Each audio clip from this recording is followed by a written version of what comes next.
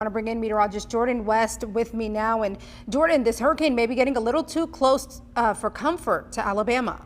That's right. Currently, the newest cone of uncertainty has it tracking towards the Gulf of Mexico. However, the farther out we go, the less the uncertainty actually is. But we're looking at Hurricane Beryl now. It's a Category 4 with winds around 130 miles per hour, so a very strong storm. It's going to continue westward. Eventually, it's going to cross the Windward Islands as we move into tomorrow. It'll be south of the Dominican Republic and Haiti as we move into Tuesday. And then that's when it runs into some strong wind chill, which is going to weaken the storm as it makes its way into the Caribbean Sea. But by the time we get into the end of next week, there's a lot of uncertainty. The cone starts to widen a bit. So we're going to keep an eye on that for you. But speaking of keeping an eye out on the tropics, this just in, a tropical storm Chris has formed in the Gulf of Mexico. You can see the cloud shield there.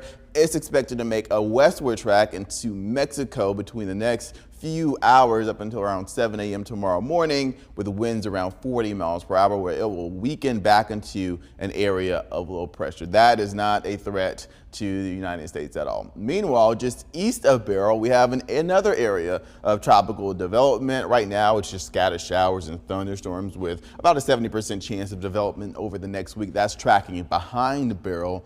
Once again, nothing to be concerned of as of right now, but back home here in Alabama, temperatures are rather warm, around 81 degrees.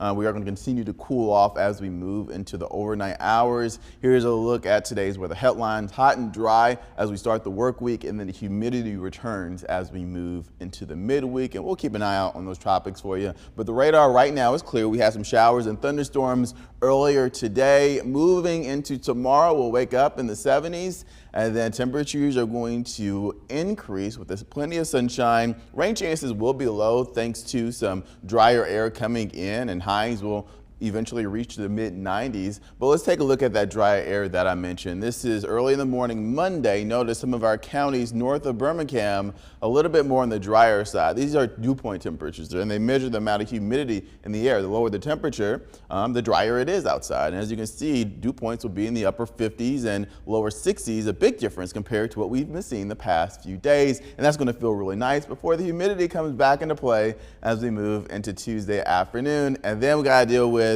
a pretty strong heat wave coming in from the west Wednesday, Thursday, and Friday as that humidity really comes back into play. But here's your 7-day forecast. As we move through the beginning of the work week, like I said, dry. Humidity comes back into play as we move into the latter half of Tuesday, Wednesday, and continuing into Thursday, where we start to have those impact days in play with some scattered showers and thunderstorms to end the work week.